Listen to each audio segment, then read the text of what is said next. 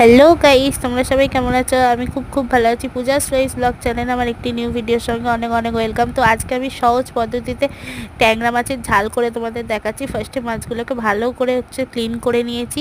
তারপরে নুন হলুদ দিয়ে ভালো করে ম্যারিনেশন করে রেখে দেবো। প্রায় 5 থেকে 10 মিনিট আমি রেখে দিয়েছিলাম ম্যারিনেট করে।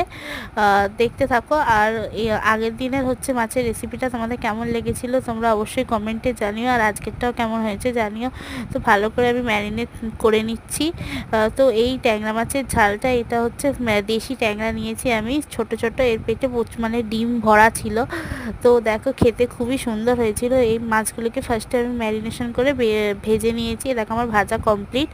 এরপর আমি কালো জিরে, তারপর আদা বাটা, টমেটো আর লঙ্কা, কাঁচা লঙ্কা মানে চিড়ে নিয়ে নিয়েছি, লাল লঙ্কাগুলো ছিল। তো দেখো, এবার আমি কড়াই মশলাটা কষিয়ে নিচ্ছি। নুন হলুদ গুঁড়ো ভালো করে দিয়ে নেড়ে মাছগুলোকে ছেড়ে দিয়েছি, ছেড়ে ভালো করে ফুটতে দিয়েছি সেটাকে।